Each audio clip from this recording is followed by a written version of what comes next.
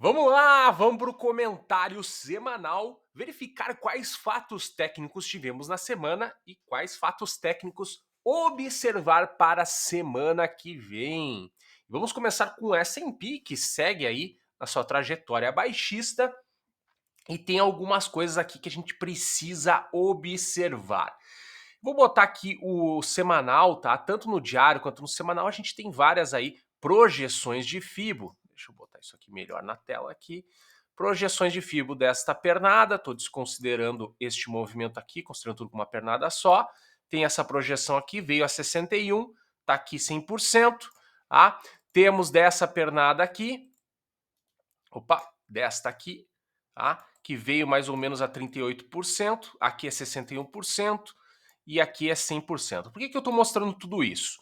Tá? Porque pelas projeções, até pelo gráfico diário, sugere perder este patamar de preços aqui, tá? Que é as mínimas de agora, tá? E foram um suportezinho de novembro de 2020. Na verdade, a gente pode aqui resumir em perder a média de 200. Na semana conseguiu fechar acima da média de 200, bacana. Mas se perder média de 200, em termos de suporte, tá? Possíveis suportes só lá perto dos 3.200, ou seja, tem bastante chão para o S&P andar caso ele perder a média de 200. Então estou observando bastante isso, a média de 200, tá? Até porque se a gente for para o gráfico mensal, fica abaixo da média de 50 períodos. Então estou de olho nisso, como é que vai se comportar, se vai conseguir essa semana se estabilizar aqui acima da média de 200 ou se realmente vai perder. Quando eu vou para o Nasdaq, vou pegar aqui pelo NDX, tá? A história é um pouquinho diferente, ele já perdeu aqui média de 200, tá? Confirma, não é a melhor confirmação porque não perdeu a mínima, tá? Mas o Nasdaq tem alguns suportezinhos aqui no meio do caminho, tá? Vamos ver aqui nesse primeiro suporte quanto a gente está falando em percentual. 3,7, tá? Aqui seria mais ou menos que confirmaria junto com o S&P a 3.200, 10.300, tá? A questão é que o Nasdaq já andou na frente do S&P. Pode ser que o S&P ande e algumas empresas de tecnologia aí, que são, a gente tem grandes empresas aí, podem dar uma segurada e diminuir um pouco aí a sua queda. Vamos falar de índice dólar, tá? Começou a semana, deixa eu botar no gráfico diário, começou a semana caindo dentro da correção, foi um pouquinho abaixo de 61% de FIBO. Deixa eu colocar aqui. E nos últimos 3 pregões aí deu uma reagida, tá? Pela projeção ele vem testar aqui essa região de máximas de setembro, é isso que eu estou observando. Se ele vai vir aqui ao 114 ou se ele pode perder aqui a média de 21, quem sabe essa LTA. O desenho sugere ele vir aqui novamente para aqui para testar essa região aqui. E eu já vi acima do 109, tá? Foi mais ou menos lá que ele foi testar, né? Ele estava batendo cabeça, ele foi aqui no 109 testar, voltou. Passando esse 109, ele tem historicamente aqui tem 115 só e não é uma resistência aí muito, se for dar uma checada aqui no gráfico semanal, muito interessante, parece uma resistência mais fraca, mas ele tem condições de vir a 118 e 120. Então vamos acompanhar bem lá nessa semana o que vai acontecer ele aqui em torno dos 114. Os Treasuries é mais ou menos a mesma história, tem uma projeçãozinha aqui em 61% de FIBO, veio na média de 21, tem uma LTA aqui que ele está respeitando. Projeção é testar aqui os 4. Agora, se passa os 4, tá, pessoal? Aqui tem uma região aqui de preços aqui de 4%. Se ele passar, ele tem uma resistênciazinha aqui em 4,3, 4,27 de 2008, tá? Ele já está em uma região de 2008, mas se passar, pessoal, ele tem chance de ir lá para o 5, tá? Isso aqui vai ser um cenário bem, talvez, estressante aqui, se ele for para o 5. Então, acompanhando aqui os Treasuries. Vamos para a Bolsa Brasileira, dólar, tá? Eu acho que tem que fazer a leitura dos dois em conjunto, inclusive com commodities, vamos falar de commodities de novo. Bolsa Brasileira conseguiu aí romper a bandeira, tá? Eu até fiz um comentário aqui no TradingView de que muita da narrativa que eu via no mercado era falando sobre a eleição, dos resultados que tivemos no Congresso, é um resultado meio que a prova, né? Eu estou fazendo até aspas aqui, tá? A prova de alguma cagada, né? Dependendo de quem assumir aí o executivo para semana, para pro próximo mandato, tá? Mas a gente vinha de um movimento aí internacional. As bolsas internacionais deram uma aliviada essa semana, né? O S&P realmente deu uma embicada para baixo na sexta-feira, depois do payroll aí, que veio um pouco acima do esperado e que está mostrando que a economia americana ainda está forte, tá? A inflação ainda vai ser um problema, por isso a gente tem que olhar para commodities e não dá para achar que, cara, já dá para a gente pensar em quando é que o Fed vai parar de subir juros e quando é que vai começar a cortar. Ainda não tem evidências disso. Se ele fizer esse retrocesso, aí eu já estou de olho no ouro de novo, aí realmente talvez as coisas vão. E ainda o próprio fato da commodity, do petróleo essa semana dar uma puxada de novo para cima, começa a gerar um pouco de preocupação. Mas enfim, são questões mais macroeconômicas, vamos focar aqui nas questões mais técnicas. As questões mais técnicas, ele rompeu a bandeira, tá? O índice da Bolsa Brasileira e veio bater aqui no 118,865, que é mais ou menos aqui uma máxima de abril de 2020. É mais ou menos na projeção aqui do gráfico semanal por Fibo, tá? Foi bacana.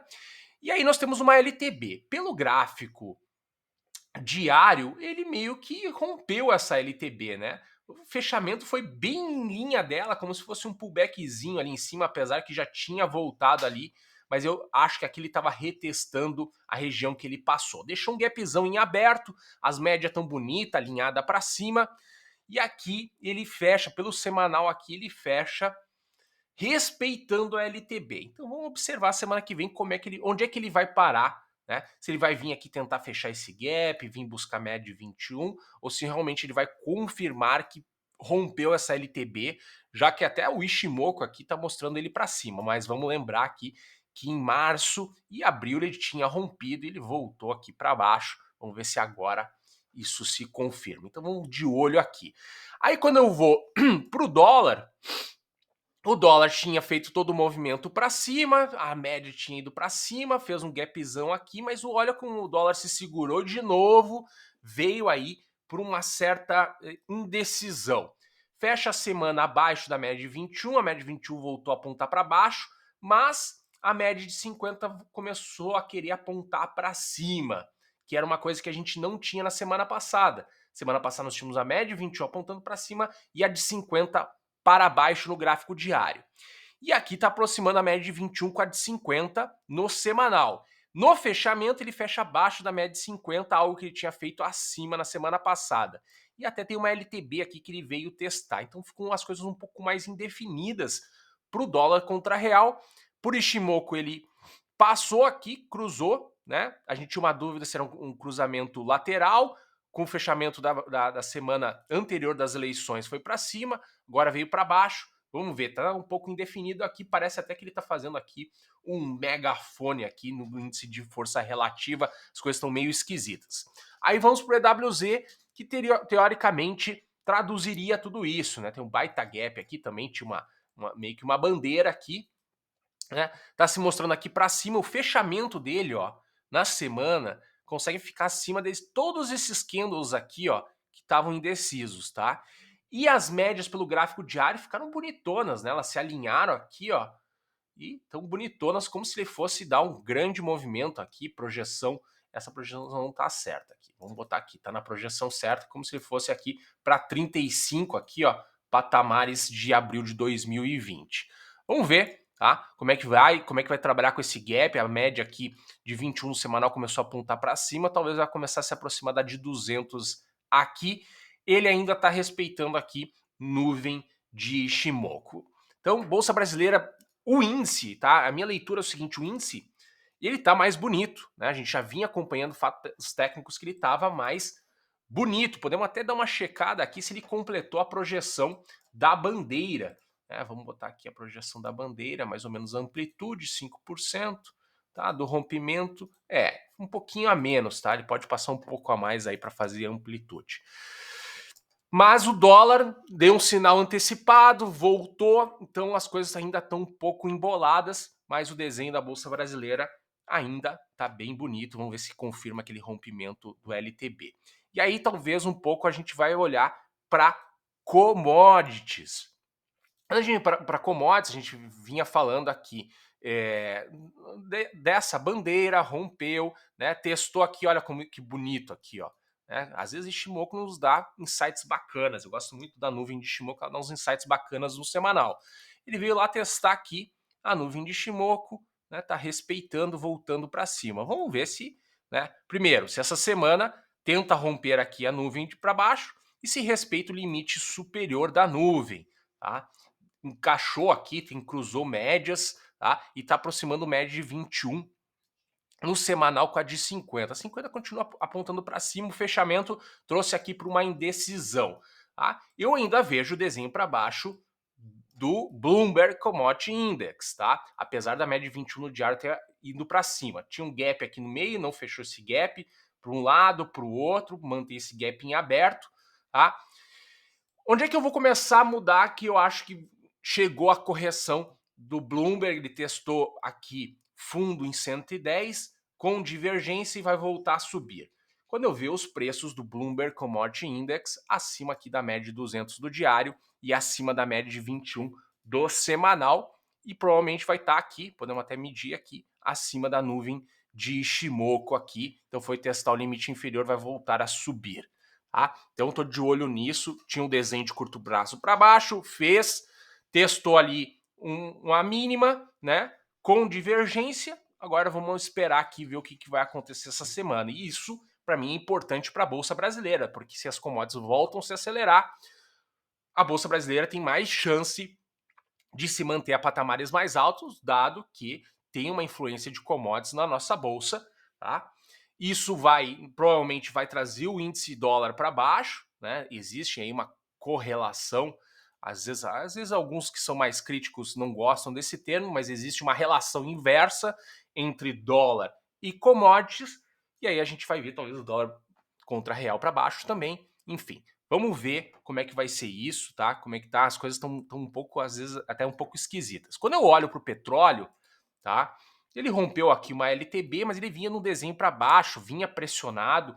Eu ainda vejo aqui no petróleo, tá? Não uma retomada da tendência, tá? Não uma retomada da tendência. Eu acho que ele só está dando uma repicada aqui, tecnicamente, tá? Veio aqui, ó, fechou abaixo da média de 21 do semanal, que cruzou a de 50. Eu estou olhando o West Texas aqui. Ele pode vir aqui testar a nuvem de Shimoku que ele perdeu e testar a média de 200 do diário aqui, ó, que inclusive seria uma resistência aqui, tá?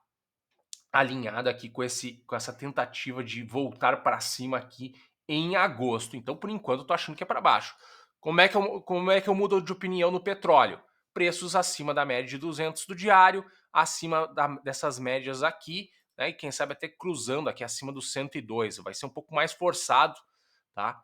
Mas um pouquinho acima de Shimoku seria a confirmação final. Vamos ver. O Brent, tá? Brent está um pouquinho parecido aqui, tá? E é mais ou menos os mesmos triggers aí que eu vejo para mudar um pouquinho de opinião para o petróleo, tá? A tendência aqui, quando a gente olha para as médias um pouco mais longa, é uma puxada para cima, né? Do petróleo. Ele veio para cima muito rapidamente, corrigiu. Tínhamos um desenho de M, não chegou a completar completamente. Nessa pernadinha mais curta, por enquanto, eu acho que é só uma puxadinha para cima. Vamos ver, tá? Eu acho que commodities aí a gente tem que prestar bastante atenção, porque dependendo de como for, que patamar se estabilizar ou ficar negociando por um tempo maior, isso pode ser um combustível novo para a inflação, foi o combustível inicial, tá? De manutenção de uma inflação alta ao redor do globo. E aí, pessoal, vamos ver o que os bancos centrais vão fazer, se vão continuar mantendo aí, apertando as taxas para ver se derruba mesmo a atividade, derruba os preços, ou se realmente vão largar a mão e aí temos que acompanhar o que vai acontecer. Eu tô só ainda de olho no ouro aí.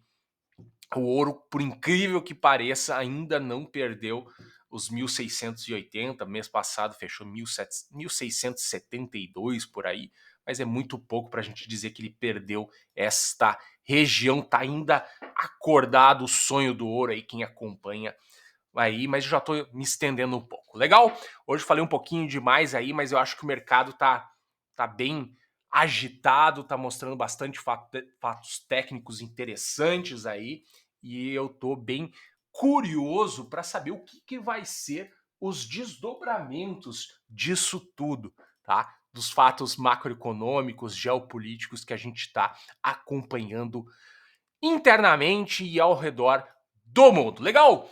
Um grande abraço.